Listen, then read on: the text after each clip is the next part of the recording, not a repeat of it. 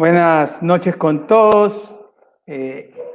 Hoy, un día miércoles más de tu programa El Conversatorio Legal, en donde hemos invitado a un abogado portovejense que vivió en Manta y que ha triunfado a nivel nacional. Durante este programa vamos a tratar el tema muy polémico del ciudadano Daniel Salcedo. Sin más preámbulos, presentamos a nuestro invitado, el doctor Luigi García Cano.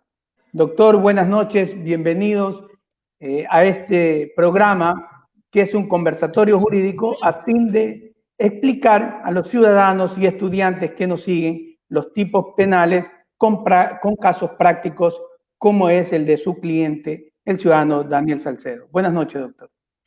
Buenas noches, Adolfo, y buenas noches a todos quienes nos observan a través de redes sociales. Para mí es un gusto estar en este programa.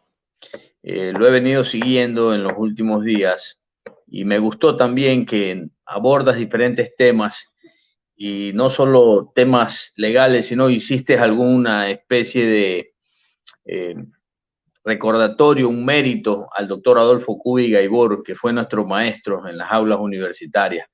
Esas son cosas positivas que deben de, pese a que ya no están, deben de ser siempre recordados por los valiosos aportes que otorgaron a la provincia de Manabí. Para mí es un gusto estar con un medio de mi querida provincia para hablar de estos temas legales y también del lado humano, de los profesionales, de los procesados, de las partes en sí.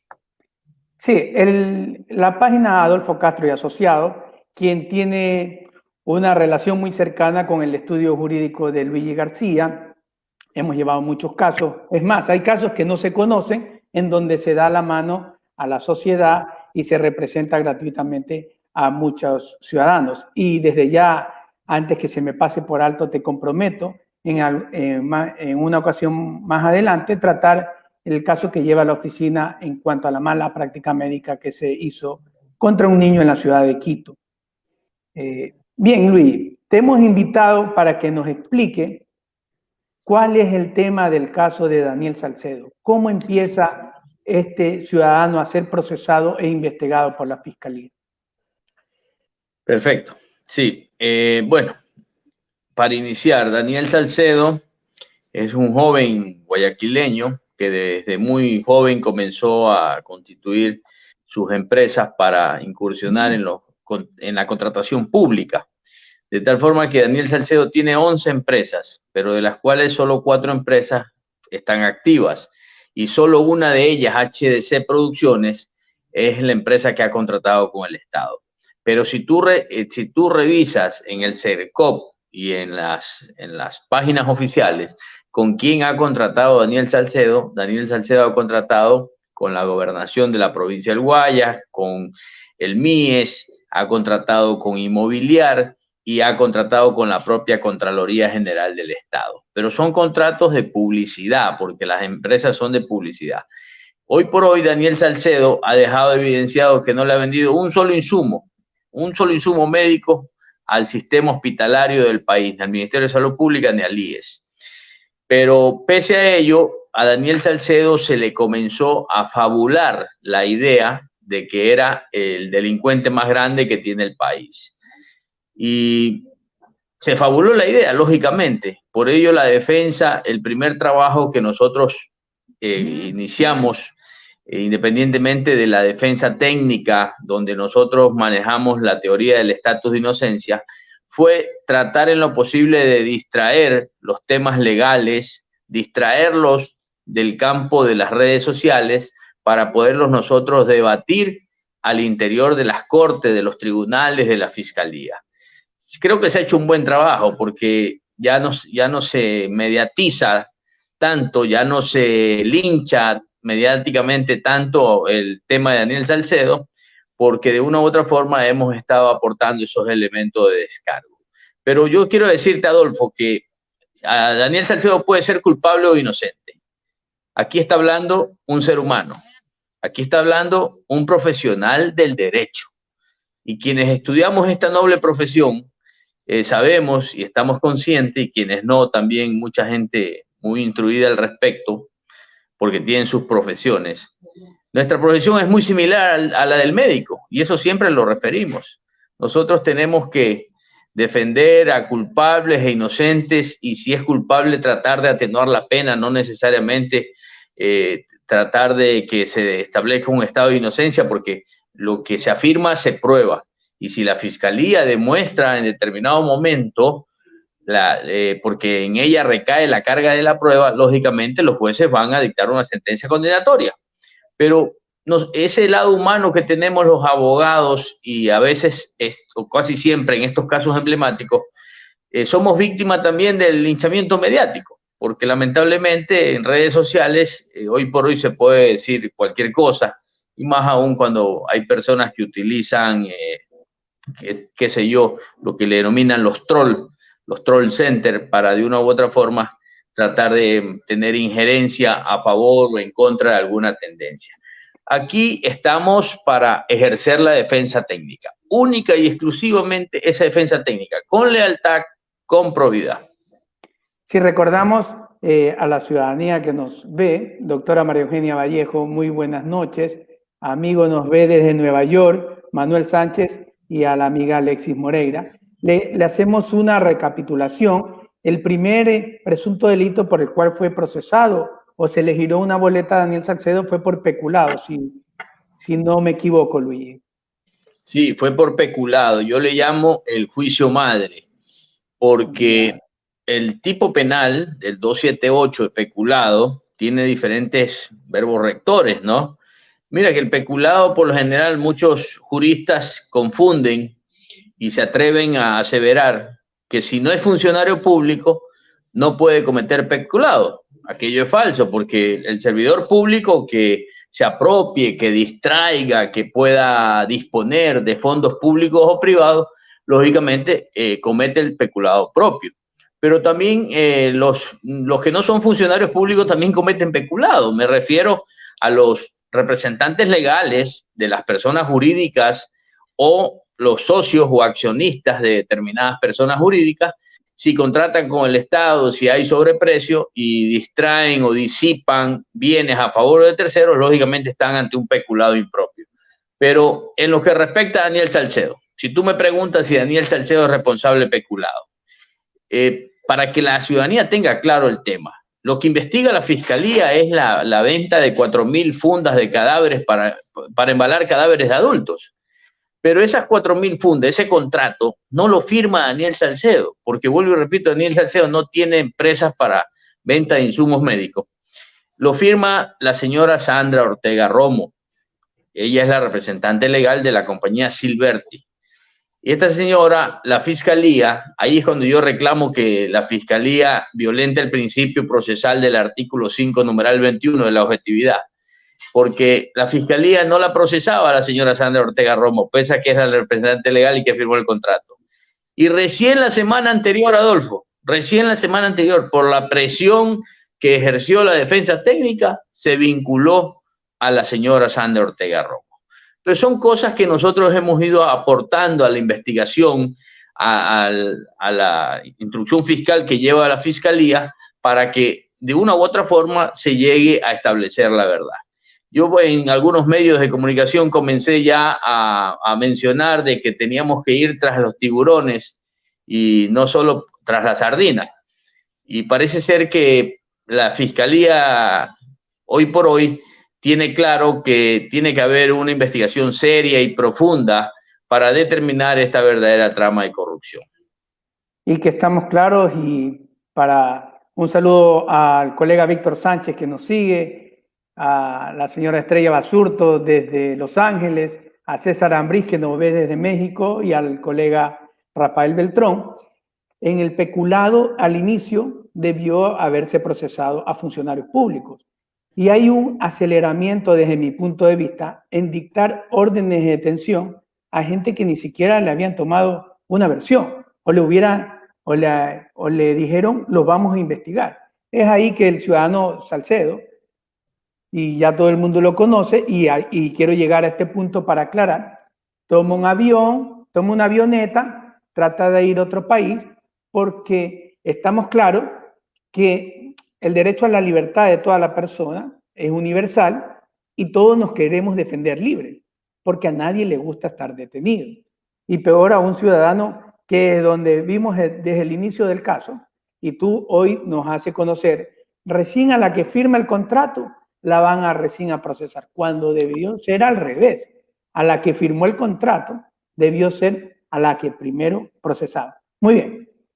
Hubo un tema polémico y el cual estamos aquí para que nos digas cuál fue la razón. Los que somos abogados y nos dedicamos a defender en el derecho penal, sabemos que ciertas argumentaciones son en base a peritajes. Y hubo una declaración en donde la gente tomó mal, y aquí vino en las redes sociales y ciertos medios de comunicación que no tienen ética para informar, dijeron que el abogado decía que Daniel Salcedo solo se acordaba hasta el 2016. Evento que no era así. Todo lo que escuchamos tu entrevista, dijiste que era un perito que certificaba que tenía lagunas mentales, y corrígeme si me equivoco, que partían desde el 2016. Y a partir de ahí se generó un poco de suspicacia, memes y todo en las redes sociales, incluso apoyado por medios de comunicación, de que ya Daniel Salcedo se quería hacer el loco, diciendo que ya no se acordaba de nada. Si nos puedes aclarar un poco ese tema, Luis. Perfecto. Mira, antes de ir a ese punto, que es interesante también, no hay que dejar de lado lo que referiste anteriormente. Cuando a mí me preguntan si Daniel Salcedo se estaba fugando del país, entonces yo le digo, a ver, señores, cuando a usted le dictan una medida cautelar que es de última ratio, como es la prisión preventiva, cuando usted considera que esa prisión preventiva es desproporcionada, que es excesiva, que no cumple los parámetros para ejercer una legítima defensa y te la dictan dentro de un estado en el que existe inseguridad jurídica, donde se politizan determinados casos, donde los casos mediáticos son juzgados desde las redes sociales, lo mínimo que puede hacer una persona es tratar de ponerse a buen recaudo. Porque después de ese derecho elemental que tenemos los seres humanos, el derecho a la vida, lógicamente el derecho a la libertad está en el segundo puesto de esos derechos consagrados en la Constitución. Y lógico, tienes que tratar de ponerte a buen recaudo, o bien para defenderte con libertad absoluta, o bien para acogerte a algún tipo de asilo, qué sé yo, en otro país. Pero la fiscalía inicia una cacería de brujas en contra de Daniel Salcedo. Imagínate que le inician un proceso penal por fraude procesal, por el hecho de querer salir del país. Y ahí es cuando yo pongo de ejemplo, pero si es fraude procesal, intentar ponerse a buen recaudo por una medida cautelar que, vuelvo y repito, se la considera desproporcionada o ilegítima, tantas personas que están hoy por hoy, tanto en Bélgica como en México, en los Estados Unidos, deberían ya también iniciar instrucciones fiscales por un presunto delito de fraude procesal. Hoy por hoy, en contra de la propia María de los Ángeles Duarte, pues sería fraude procesal. Entonces, hay que respetar derechos y garantías constitucionales, como es el derecho a la libertad individual. No va a poder la Fiscalía demostrar el tipo penal del fraude procesal, que es el artículo 272, en sus dos incisos, ni en el primero ni en el segundo. Eso fundamentalmente. Lo otro, vamos de lleno al tema. Cuando yo ingreso al hospital Abel Gilbert Pontón, lo hago con la fiscal, la doctora Ivonne Proaño, que es la que lleva la causa. Y efectivamente, el director de la unidad de cuidados intensivos nos dice que no le podemos recetar la versión y nos entrega un informe médico en el que se establece que Daniel Salcedo, producto del impacto del accidente aviatorio, tiene periodos de lucidez y confusión, y que esos periodos se remontan desde el 2016 a la presente fecha. Eso es lo que hemos repetido a los medios de comunicación, porque siempre dijimos que íbamos a colaborar, no cooperar, que esa vez parte la vamos a hablar más adelante, la figura jurídica de la cooperación eficaz. Pero el hecho de haberle dicho aquello a los medios de comunicación, tergiversaron el tema y dijeron que la defensa técnica manifestó que había perdido la memoria. Y la pérdida de memoria, lógicamente, acarreaba un estado de falta de voluntad y conciencia, como que era una estrategia malintencionada o desleal, sin ética, de la defensa técnica, tratando de lograr una inimputabilidad a manera de, y algunos se atrevieron a decir que yo manifesté que Daniel Salcedo estaba loco, pero no es esa la línea técnica, ni tampoco la ética que me caracteriza en el momento de litigar. Yo litigo con lealtad procesal hacia las partes y con mucho respeto a la fiscalía y a los jueces. De tal forma que luego ya se aclaró ese tema, pero no sin antes existir un linchamiento mediático al propio profesional. Pero como nosotros los penalistas, los litigantes, estamos hechos de acero, estamos preparados para los embates de esta naturaleza. En realidad a mí no me afectó. Luego le dije a los periodistas que me deben una disculpa, a manera de broma les dije, me deben una disculpa en la próxima rueda de prensa. Y luego les agradecí, le digo, porque me hicieron famoso con su fábula de que yo había manifestado que estaba loco, cuando no es así. Eran periodos momentáneos de lucidez y confusión que luego se fue recuperando, y hoy por hoy Daniel Salcedo ha colaborado y ha brindado las facilidades para rendir 3 versiones dentro del plexo de delitos que se pesquisan, que se investigan y en los que está procesado, que son peculado, lavado de activos, asociación ilícita y fraude procesal. Y sobre todo que los penalistas conocemos, como está aquí con nosotros el colega Víctor Sánchez, el abogado Asdrúbal Molina, que no es obligación del procesado rendir una versión. El procesado se podría muy bien acoger al derecho al silencio, si no quisiera decir nada, y la fiscalía tendría que probarle a él que es responsable de tal o cual delito. Exactamente, Adolfo. Al procesado le asiste el derecho de acogerse al derecho al silencio, porque quien tiene que destruir el estado de inocencia es la fiscalía. Sin embargo, nosotros siempre manifestamos que esta defensa técnica conllevaba la colaboración con la fiscalía. Esto es proporcionar toda la información dentro del ámbito de su competencia y del conocimiento. Sin embargo, también se malinterpretó, porque quienes no conocen, no son especialistas en derecho penal, manifestaron que yo había prometido a los medios de comunicación al país que iba a cooperar eficazmente. Hemos dicho colaborar. La cooperación eficaz lleva implícita la aceptación del hecho fáctico para buscar una rebaja de pena que en el mejor de los casos puede ser en un 90%. Eso establece la ley en los casos emblemáticos de alta conmoción social. Eso establece el 491. Pero nosotros no estamos defendiéndonos desde la figura jurídica de la cooperación eficaz, lo estamos haciendo desde el estatus de inocencia, artículo 5, numeral 4 del Código Orgánico Integral Penal. Otro de los delitos por lo cual se ha procesado a Daniel Salcedo es asociación ilícita, que está determinado en el artículo 370 del Código Orgánico Integral Penal. Esto quiere decir que Daniel Salcedo se unió con otra persona, porque dice el artículo, si se unen 2 o 3 o más personas, para cometer delitos sancionados con penas inferiores a 5 años. ¿Qué le atribuye la Fiscalía a Daniel Salcedo para incluirlo también en este tipo penal de asociación ilícita?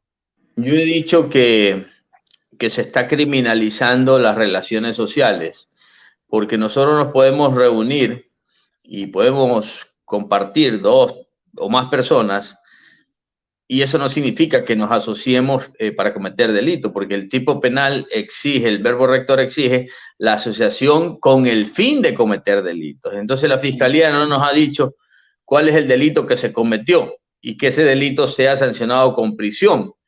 Sin embargo, se criminalizó en base a unos Twitter, en base a publicaciones en Instagram y en otras redes sociales, y en base a eso la Fiscalía formuló cargos. Esa audiencia duró desde las 8 de la mañana hasta las 3 de la mañana, que estuvimos debatiendo, como corresponde, la medida cautelar que en este caso solicitó Fiscalía General del Estado. no se puede criminalizar las relaciones sociales. La Fiscalía no puede seguir en el ámbito de una aventura jurídica, porque debe de proponerle a los jueces verdaderos elementos de convicción que puedan ser llevados en determinado momento a juicio y puedan garantizar una sentencia condenatoria. No pueden coger y tratar en lo posible de seguir incrementando tipos penales que a la larga los abogados defensores, las defensas técnicas, tendremos que acreditar esa inocencia, pese a que la inocencia no se demuestre, es una garantía constitucional. Pero en este país estamos así. De lo que entiendo, si lo procesan por asociación ilícita es porque se ha reunido presuntamente a vender algún insumo, pero ya lo tienen procesado por peculado. ¿Por qué la Fiscalía, a tu concepto, abre tantas investigaciones contra un mismo ciudadano? Porque evidentemente, tras la figura de Daniel Salcedo, que se fabuló la figura de Daniel Salcedo, existe un manto que de una u otra forma trata de ocultar a los verdaderos responsables de la trama de corrupción de los hospitales. Ya te dije que había que ir tras los tiburones y no sobre las sardinas, pero más allá de los tiburones, nosotros tenemos que determinar quién repartió los hospitales, Adolfo, porque no son los hospitales única y exclusivamente de la ciudad de Guayaquil, porque son los hospitales de todo el país. Ya el país conoció y le causó alarma la detención de un asambleísta manabita, me refiero a Daniel Mendoza, que son hechos que de una u otra forma han conmovido a la sociedad manabita y que deben de ser castigados, vengan de donde provengan y caiga quien caiga. De tal forma que hay que determinar quién repartió los hospitales. Los hospitales, Adolfo, los hospitales no se repartieron solos.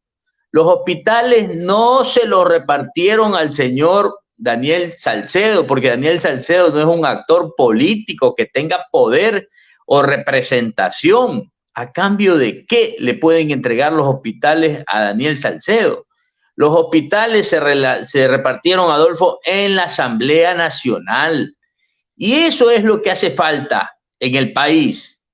Esta defensa técnica, este defensor de uno de los procesados, le está diciendo las cosas de frente al país, pero no hay alguien que tenga la entereza o la decisión política de coger y judicializar los casos de corrupción como deben de ser. Desde la cabeza, desde los ministerios, desde el gobierno central, desde la Asamblea Nacional, ahí sí vamos a determinar quiénes repartieron los hospitales, a quiénes les dieron los hospitales y vamos a llegar a determinar los actos de corrupción no solo de los hospitales de Guayaquil, porque esto es una cortina de humo, de todo el país.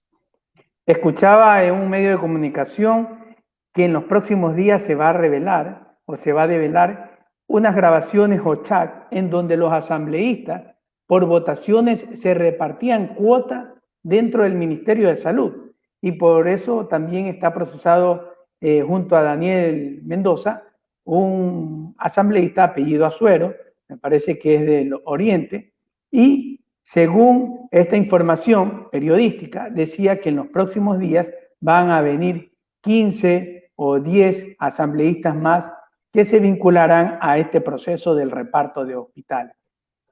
¿Por qué lo procesan a Daniel Salcedo por lavado de activos?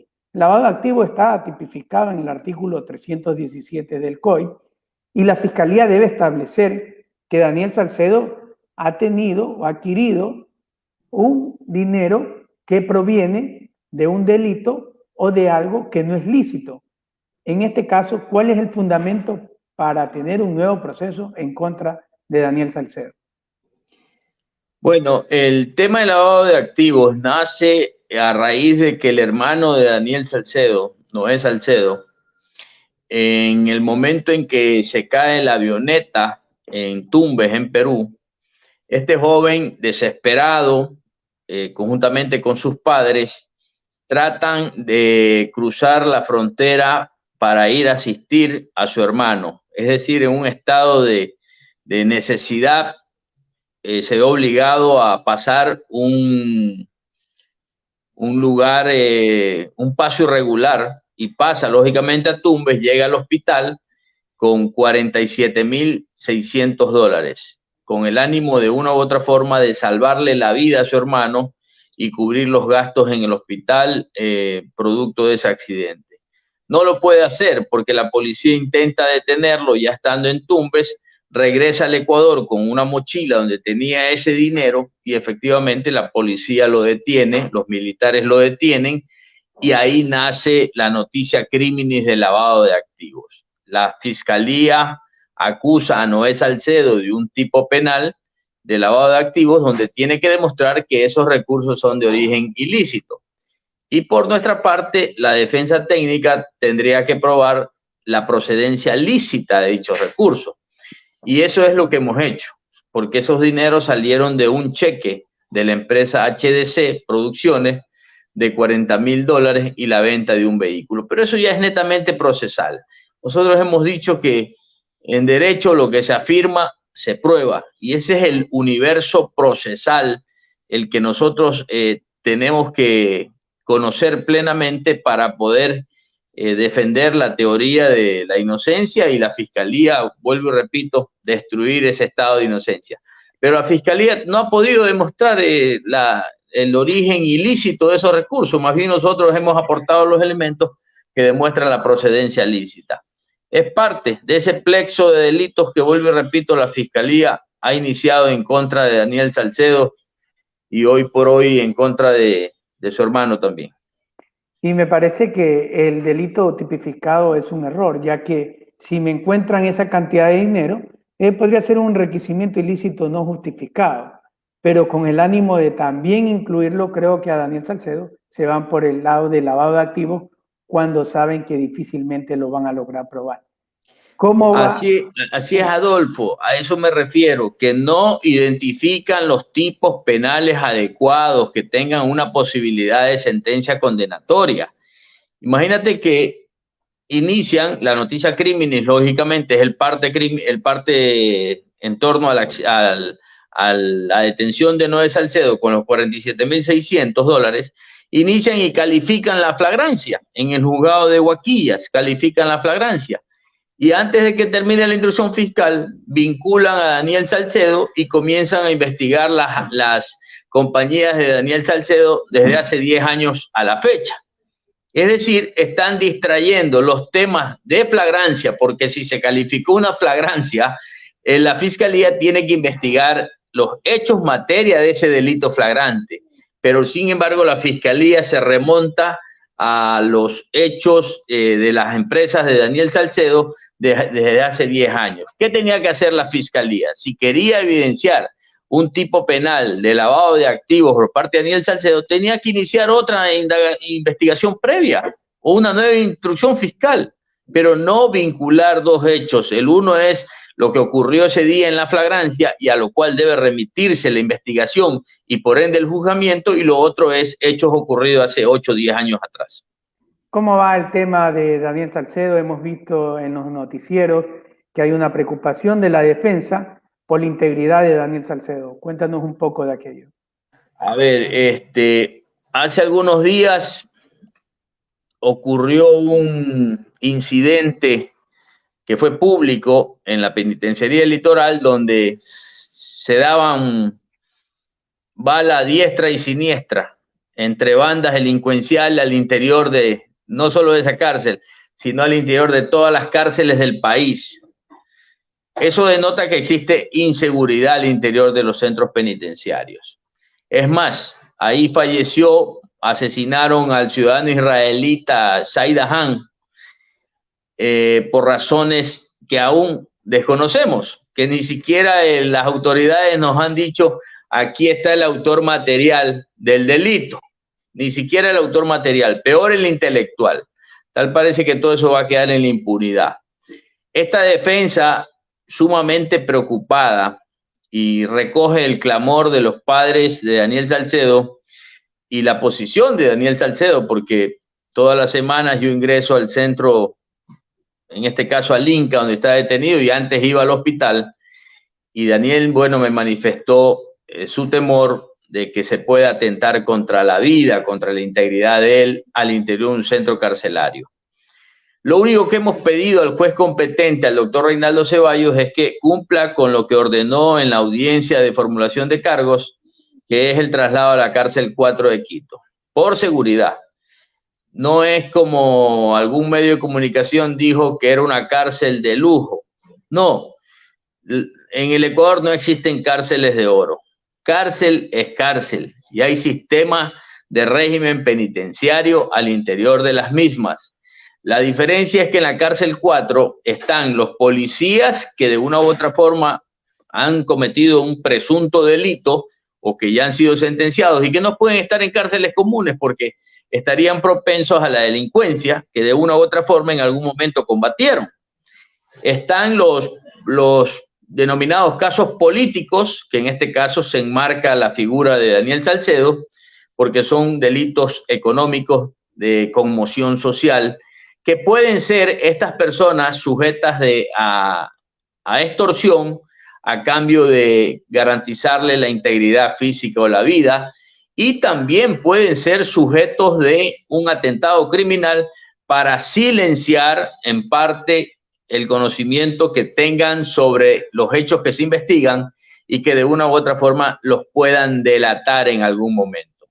De tal forma que el juez acogió la petición y ordenó el traslado a la cárcel 4 de la ciudad de Quito.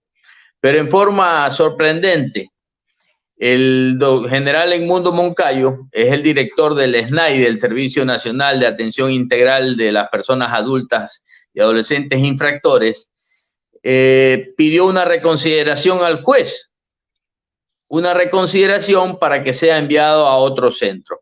Tal parece que no le interesa al general, no le interesa la seguridad de Daniel Salcedo, sino más bien llevado por quizás un mal asesoramiento, solicita se lo ingrese a un centro de privación de libertad de los denominados comunes, donde ahí sí estaría en riesgo la vida de Daniel Salcedo. El día de ayer yo hice responsable al general Edmundo Moncayo si alguien atenta contra la vida e integridad de Daniel Salcedo hasta la fecha en que se lo traslada a la cárcel 4, que él está creando un incidente para que no se cumpla ese traslado. Ya no hay que actuar, Adolfo, con odio en el país. Lo que hace falta es ser más técnicos, más y cumplir con lo que establece la norma. Yo le he dicho al general que lo voy a enjuiciar también por incumplimiento de decisiones legítimas de autoridad competente, porque las autoridades están para cumplir las órdenes de los jueces. Hay que respetar la institucionalidad de la judicatura. Si un juez ordena un traslado, lo mínimo que puede hacer un funcionario público en su orden, acatar las disposiciones de los jueces. No pueden estar en contra de las decisiones de los jueces porque no es su ámbito de competencia. De tal forma que lo que es esta defensa técnica hará respetar los derechos de mis clientes a quienes yo me debo. Y sobre todo porque el SNAI no es una parte procesal. Todavía que hubiera objetado la fiscalía, pero el SNAI simplemente son encargados de cuidar los privados en libertad. Saludos te envía el doctor Agustín Lor, también el colega Félix Molina, desde Chile nos ve don Simón Macías, el colega Óscar Alarcón manifiesta que es usual que la fiscalía no sepa identificar un delito. El colega Patricio Torres nos dice que la fiscalía no es objetiva, como la norma lo establece, sino que por presión se inventan tipos penales que no se ajustan a la realidad de los hechos y que luego tratan de presionar a los jueces para obtener una sentencia. Y ya lo hemos visto, como días pasados, cuando pidieron un testimonio anticipado sin ningún fundamento, el juez le dijo que fundamentara y terminó siendo sancionado dicho funcionario judicial. Un saludo para el colega Santiago Cubi, quien manifiesta que la justicia está con la balanza caída. También nos ven desde el Carmen, Enrique Intriago. Luis, ¿cómo has tomado todo. Nos ibas a decir algo al respecto de todos estos comentarios. Sí, un saludo también a todos los colegas.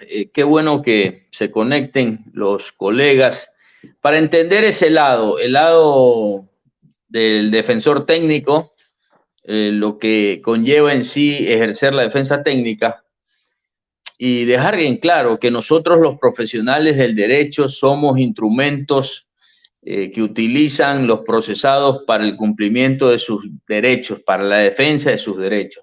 Es nuestro trabajo, Adolfo. Este no es el único caso emblemático de Luigi García. O sea, a mí no se me puede criminalizar por ejercer la defensa técnica de Daniel Salcedo. De tal forma que nosotros los abogados, el caso tuyo que eres penalista, en algún momento estuviste de fiscal en el otro lado del salón y lógicamente tenías que defender tu posición como fiscal, como representante de la Fiscalía General del Estado y mañana te toca estar defendiendo al procesado. De tal forma que esto es momentáneo también, vendrán otros casos y nosotros tenemos que seguir adelante ejerciendo la profesión para que se respeten los derechos de los profesionales del derecho y que también las autoridades respeten las decisiones de los jueces, porque si no, no estaríamos en un Estado de Derecho. Saludo a todos los colegas. Un saludo para César Velázquez desde Manta, Carlos Enrique Flores, Ever Moreira desde el Carmen y también desde Loja nos ve Carmen Tandazo. ¿Cómo tomaste todo este ataque mediático que se dio en contra de Luigi García y que se hizo tanto en las redes que la gente solo cree que el Luigi García defiende a Daniel Salcedo y no tiene otros casos? Bueno, lo que no te destruye te hace más grande. A mí se me criticó cuando defendía a la asambleísta Karina Arteaga, pero a las mismas personas que me criticaban yo le decía, pero también apláudame cuando yo denuncié a Ana Galarza y logré que la destituyan. Cuando denuncié a Fernando Flores y hay un proceso penal de por medio. Entonces, no es el único caso emblemático. A mí, en realidad, si alguien me critica constructivamente, yo asumo la crítica y más bien puedo utilizarla como un mecanismo de superación. Pero si alguien lo hace con desconocimiento de la norma o con desconocimiento de los principios que lleva implícito el ejercicio profesional, lógicamente que tampoco uno no puede estar propenso a escuchar todo lo que se dice en redes sociales. La lealtad es con nuestros clientes, con quienes depositan la confianza en uno para ejercer la defensa técnica y hay que ser fuertes, hay que ser muy fuertes y preparados para recibir la crítica constructiva y destructivas que lamentablemente existen en redes sociales. Mira, un periodista a mí me preguntó y me dice, doctor, pero este es el caso más emblemático en el que usted ha estado en defensa de algún procesado. Y recordé que cuando yo recién llegué a la ciudad de Quito hace 25 años, me tocó defender al joven Sergei Karlovich Merino Pervoushina, un joven quiteño de padres rusos que fue acusado del asesinato a Jaime Hurtado González. Y yo era un abogado mucho más joven y lógicamente salía en televisión todos los días. Recién llegué a Quito y prácticamente no tenía un nombre propio para identificarme como abogado penalista, era un abogado de provincia, tenía que hacerme conocer, pero en esa época no habían las redes sociales, Adolfo, solo los medios de comunicación, la televisión, los periódicos, y lógicamente fue mucho más fácil ejercer esa defensa técnica sin el agravio de la vindicta pública que de una u otra forma se disfraza de críticos en redes sociales, porque hay muchas personas que con el dedo pulgar sentencian y absuelven a través de redes sociales. Un saludo para Jorge Gutiérrez, quien se conecta a nuestro programa, así también a Berly González, que nos saluda desde el cantón de Jipijapa. ¿Cuánto cree que afecta las redes sociales al momento que un juez entra a resolver un caso? Mira, no deberían de afectar, no deberían de tener injerencia en las decisiones de los jueces, porque los jueces deben de tener la valentía, la entereza de dictar sus autos con total independencia e imparcialidad. Pero no todos los jueces tienen esa fortaleza. Hay muchos jueces que antes de pronunciarse te lo dicen. Es más, a nosotros los abogados en el libre ejercicio de la profesión hemos llegado al extremo de que te dicen en la cara: discúlpame, pero es un tema mediático, tú sabes que hay la presión de la prensa, hay la presión del gobierno, y te dicen que no, sí, es inocente, pero tengo que dictarle la prisión preventiva, porque deja ver si te ayudo más adelante cuando bajen un poco las aguas. Qué vergüenza que un juez te diga aquello, que un juez te diga: más adelante podemos ver cómo puedo yo pronunciarme al respecto, pero por ahora hay mucha presión. No debería de existir presión, los jueces deben de tener independencia, pero es también la falta de apoyo que tienen los jueces a nivel de consejo de la judicatura, porque tú referiste un caso hace un momento que le piden un testimonio anticipado a un juez, pero si no le motivan, porque la ley establece que debe cumplir ciertos parámetros para poder practicar esa diligencia, lógicamente no lo puede hacer, y sin embargo se los sanciona a los jueces que no hacen lo que de una u otra forma, sin motivación alguna, solicita Fiscalía General del Estado. Yo creo que debe haber mayor presencia de los jueces en el contexto de la administración de justicia y hacer respetar los fallos y las decisiones en derecho. Cuéntanos, Luigi, un poco ya casi al final del programa, cómo un joven portovejense terminó haciendo abogado en la ciudad de Quito y hoy reconocido a nivel nacional. Bueno, gracias a Dios, en base a mucho esfuerzo, mucho trabajo, porque vuelvo y repito, yo llegué a Quito y no me conocía a nadie. Yo llegaba de la ciudad de Manta y me tocó comenzar a trabajar muchísimo, desde las 8 de la mañana hasta la 1 de la mañana, 2 de la mañana, que uno se queda haciendo en esa época no existía ni siquiera la oralidad, uno tenía que hacer los alegatos, uno tenía que preparar todo en físico, de tal forma que fue muy duro y fui creciendo poco a poco. Me fui asociando con otros abogados para ir creando una corporación que hoy por hoy lleva mi nombre y tenemos oficinas en la ciudad de Quito, Guayaquil y Manta. Y más que todo, el éxito está en tener mucho trabajo, en ser leal con los clientes y tener la misma humildad de siempre. Siempre tratar de crecer, de superarte, de ser cada día mejor y dar de todo el contingente que uno pueda tener en favor de los clientes, de los amigos, de la familia. Mucho respeto para todos, sin tratar de crecer atropellando a los demás. Un saludo para Juan Carlos Ceballos, un saludo para Vicente Cabrera, para Rosario Pico, para Andrés Vélez Navia. Cuéntanos, Luigi, ¿cómo ves la actualidad del país en este momento de pandemia y de crisis económicas que estamos viviendo?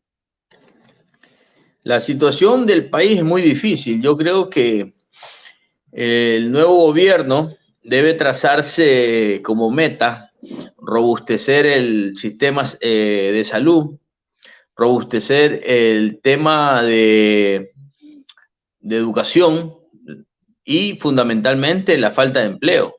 Tiene que tener un verdadero plan de trabajo para que el país pueda salir adelante. Lamentablemente hay una apatía electoral, el país ha perdido la confianza en todas sus instituciones por los múltiples actos de corrupción a todo nivel, que es gravísima la situación. Vienen unas elecciones donde vamos a conocer muy poco de los políticos, que se harán conocer los nuevos políticos y los que ya están en la liga electoral, tendrán que proponer propuestas, ideas para poder sacar al país adelante. Es durísimo porque hay apatía y el pueblo tiene que tomar una decisión en torno a los candidatos que de una u otra forma nos vayan a representar en los próximos 4 años, que es un tema decisivo para la economía del país, que se requiere ahí sí un verdadero plan de trabajo y un plan de gobierno bien estructurado. ¿Luigi García tal vez ha pensado incursionar en la política en algún momento o no es tema que le llama la atención? Yo siempre he dicho que yo no vivo de la política, yo vivo del ejercicio de mi profesión y tampoco me quita el sueño. Yo soy hoy día soy asambleísta alterno de María Mercedes Cuesta, pero estoy analizando la posibilidad de participar como asambleísta por la provincia de Manabí, pero no he tomado la decisión todavía. Estoy haciendo algunas mediciones, me identifico con el desarrollo del sector pesquero de la provincia de Manabí porque considero que la pesca artesanal, industrial, es el dínamo que mueve la economía de Manabí hoy por hoy. Tengo apoyo del sector pesquero, que son quienes me están proponiendo para que yo vaya a la asamblea a defender el sector pesquero, pero no he tomado la decisión, Adolfo. Quizás no participe y si lo hago tenga la seguridad de que lo que más sé hacer es legislar y legislar es construir leyes en beneficio de los sectores de la producción de Manabí para sacar a Manabí adelante. Manabí es una provincia muy pujante que se recuperó de un terremoto, se está recuperando de una pandemia universal y es el esfuerzo de su gente quien de una u otra forma va a marcar la diferencia el próximo año. Te llegan saludos desde la ciudad de Manta, el abogado Juan Carlos Bravo, así también desde la Juan ciudad Carlos. de Montecristi, Hermes Delgado. ¿Qué hacer para lograr esa independencia judicial que los abogados en libre ejercicio tanto queremos?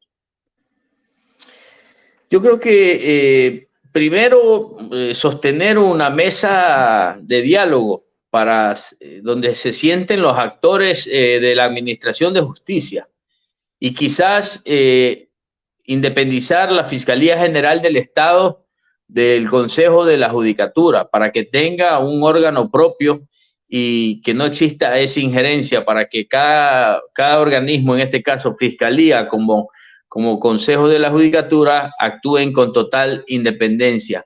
Y más que todo, los profesionales del derecho, los dirigentes de los diferentes colegios de abogados del país, deberían de sentarse en una mesa para estructurar los ámbitos de competencia de los profesionales en el libre ejercicio de la profesión, de la Defensoría Pública, de la Fiscalía y de los jueces. ¿Cómo está trabajando la corporación de Luigi García en tiempos de pandemia? En cuanto a la atención de clientes, ¿alguna sugerencia para los profesionales para evitar aumentar esos contagios que hoy son masivos? Mira, fue muy duro, Adolfo, porque estuvimos 2 meses y más totalmente encerrados. Yo estuve en mi casa en Quito, pero yo implementé un mecanismo de ayuda a los PPLs y propuse a través de un call center que montamos en las oficinas en Quito y comenzamos a ayudar a las personas que de una u otra forma estaban ya detenidas ilegalmente. Comenzamos a plantear habeas corpus en plena emergencia sanitaria, habeas corpus a las personas, a las madres embarazadas, habeas corpus a las personas de la tercera edad, habeas corpus a quienes tenían enfermedades catastróficas que de acuerdo al artículo 35 de la Constitución tienen doble vulnerabilidad, estar detenidos y enfermedades catastróficas, habeas corpus para quienes habían cumplido la pena y comenzamos a trabajar y ayudar a la gente.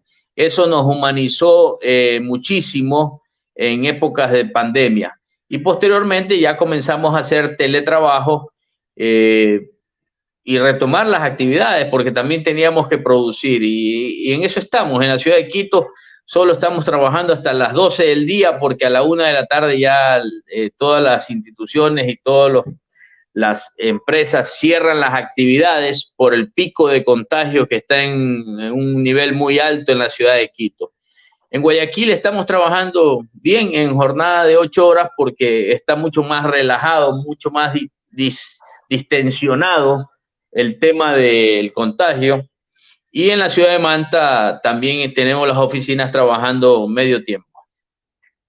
Quien quiera ocupar o acceder a los servicios de Luigi García, ¿cómo lo conecta? ¿Es un abogado asequible a la ciudadanía o cómo se para una cita para hablar con Luigi García?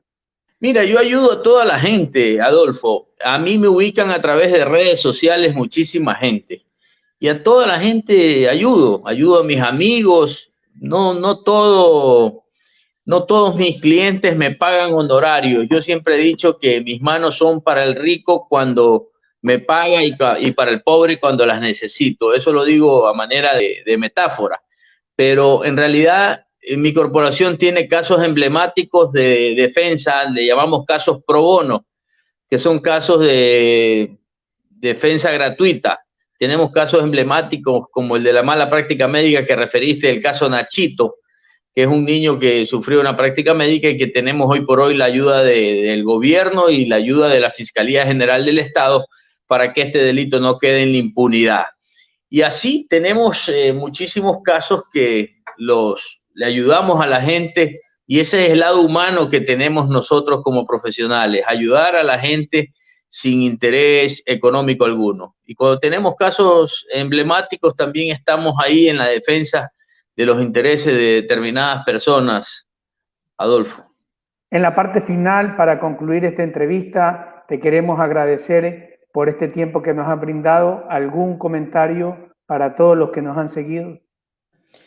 Bueno, agradecerte a ti por la entrevista. Veo que es un programa nuevo, novedoso, donde nos da la oportunidad a los profesionales del derecho y a otras autoridades que tú debes de entrevistar ahora y más adelante, de manifestar sus puntos de vista. Y también da la oportunidad de que te conozca un poco la sociedad que está interesada en estos temas, para que quede claro de que siempre atrás de un profesional hay un padre, hay un hijo, hay un ser humano que también merece respeto por mucho que su trabajo conlleve un alto riesgo de contenido social o de agresividad en redes sociales.